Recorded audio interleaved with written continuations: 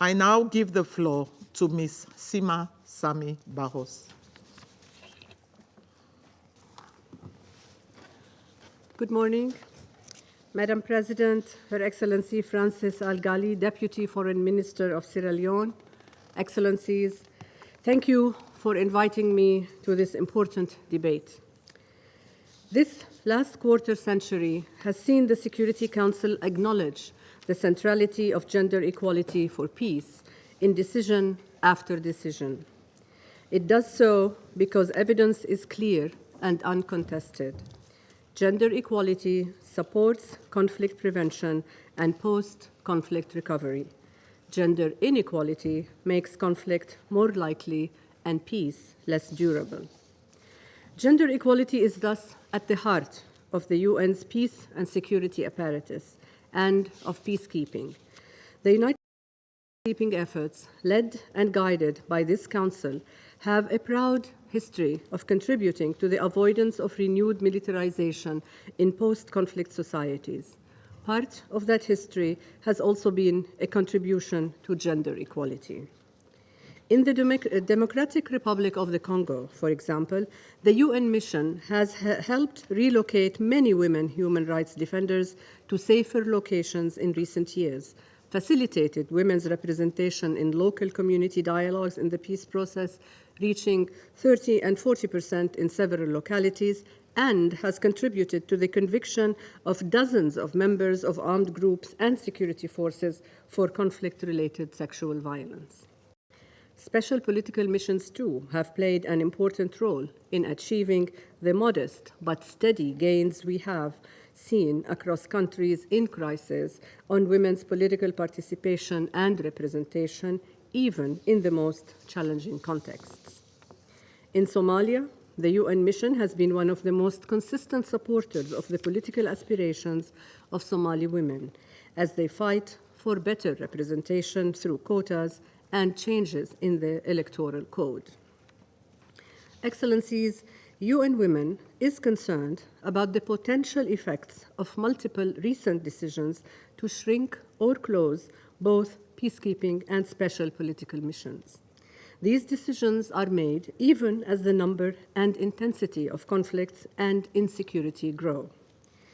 It is counterintuitive that in the face of unprecedented levels of conflict and violence, the number of deployed peacekeeping personnel worldwide has dropped by almost half, from 121,000 in 2016 to approximately 71,000 in 2024. This reality takes place against a backdrop of growing misogyny and violence against women and girls.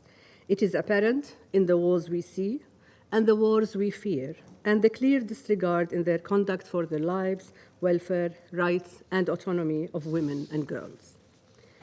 I would like to thank Sierra Leone for proposing this debate, for providing the space for this crucial discussion, and for affording us, as UN Women, the opportunity to share our perspective. Thank you, Madam. Excellencies, in the final months of 15 consecutive years of UN peacekeeping in Haiti, the Security Council heard from the executive director of one of Haiti's largest non-governmental healthcare providers and social justice organizations. She asked the Security Council that, in the event of a mission transition or drawdown, the Security Council ensures that gains made on gender equality be protected, including through the provision of necessary resources. A reasonable request, very much in line with the stated priorities of the Security Council. That was April of 2019. 10 months later, the peacekeepers had left. Another representative of Haitian women's civil society came to brief this august body. She told the Council about armed gangs who were raping women and filming and posting the rapes on social media. She shared that gang rape was becoming a political weapon, a premeditated and explicit expression of defiance of law enforcement. She stated that entire areas were controlled by armed gangs, better armed and equipped than the police. She spoke of kidnappings of terrified students unable to go outside, of closed courts of the capital since the peacekeeping missions left. That was 4.5 years ago. And the reality she described is very much a reality today. Almost 5,000 cases of rape were reported to case managers and service providers in Haiti in 2023, with homicides, kidnappings, and sexual violence rising every year with no sign of slowing down. Around the same time, at the annual debate on women, peace, and security in 2019, a young activist from Sudan, who had become an icon of that year's revolution, told the Security Council that women had already been sidelined in the political process in the months following that revolution. She shared her skepticism that 40% quota for women in the Transitional Legislative Council that had been promised would ever materialize. She asked, among other things, that the Security Council halt the scaling down of the peacekeeping mission until the security situation was more stable and the protection of civilians more assured. Yet, despite these warnings, a year later, UNAMID was closed. And so today, in Sudan, with no peacekeeping or political mission in place, famine is imminent, and thousands of new mothers could die in the next few months, all as women and girls are subjected to all kinds of cruelties and violence, of which I believe you are all well aware. Excellencies, the Security Council resolutions have been clear. Resolution 2594 in 2021 called for comprehensive gender analysis and gender expertise informing any UN transition from the start for women's full, equal, and meaningful participation in all sequence stages of the mission and the transition, and for the gains made on gender equality and women, peace, and security to be sustained. It did so in the recognition that this saves lives, empowers women, and protects them from harm. These direct instructions built on years of similar language in other Security Council decisions and UN policy and guidance. Despite this, these directives are often not put in practice. This is why UN Women is acutely concerned about the current trend of closing of space and support for UN missions in ways that are too precipitous to allow for the proper involvement of women or the prioritization of gender equality. Take Mali, for example, where given the short time afforded to close the mission meant that no work on women, peace, and security or gender advisors or officers were transferred to state authorities or to the United Nations country team. This is but one example. Excellencies, for more than 6 years, UN Women has been working closely with the Department on Peace Operations to strengthen the gender responsiveness of UN transitions, from agreed minimum requirements to joint analysis, planning, capacity building, engaging together with national partners, to co-locating staff and sharing assets. In that period, we have identified many gaps. I will highlight 3 today.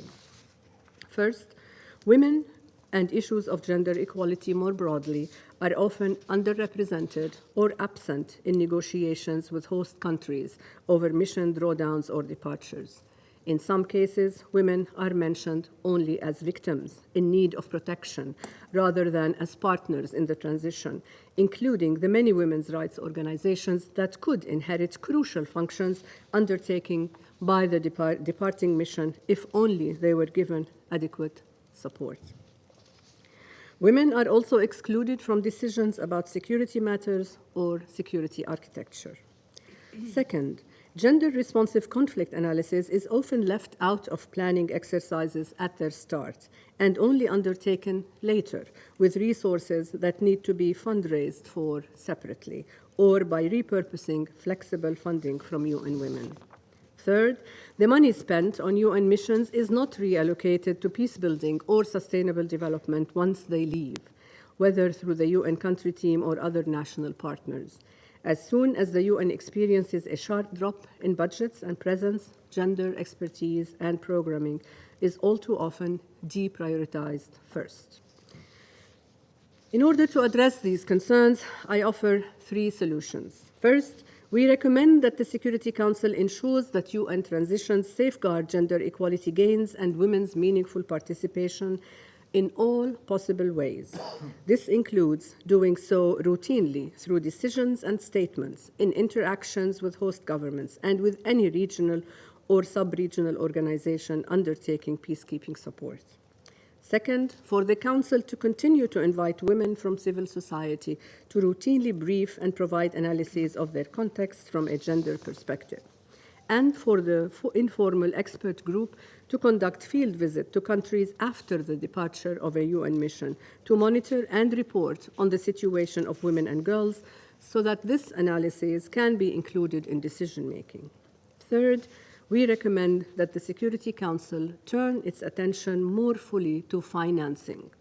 The role of the Peacebuilding Fund is essential for this, as is stronger collaboration with international financial institutions. In addition, all drawdowns should include plans to sufficiently allocate resources to women, peace, and security work to sustain gains made. Excellencies, ultimately, in some cases, the accelerated departures are based on political timetables and do not fully reflect on-the-ground realities. We believe that the Security Council and international partners have the capacity to engage host governments to prevent such hurried transitions, in particular in the interests of the protection of the rights of women and girls. We cannot allow the tools carefully crafted over decades by this esteemed body to advance women, peace, and security agenda. We cannot allow them to be discarded. They are too valuable, too crucial to women and girls. We fear a future of increasing atrocities against women, their ever greater marginalization from decision-making, and ultimately a failure of the international community. That prospect should be, and I am confident is, unacceptable for all of us. We have an opportunity this fall with the Summit of the Future, and next year, as we mark 30 years since the Beijing Declaration and Platform for Action, to double down on efforts to advance women's rights and to bolster commitments made in Beijing, in SDG 5, and in the many resolutions on women, peace, and security of this Council. UN Women remains at your side as we work collectively in the service of this Council's consistent decisions for women, peace, and security. And I thank you. I thank Ms. Bahous for her briefing.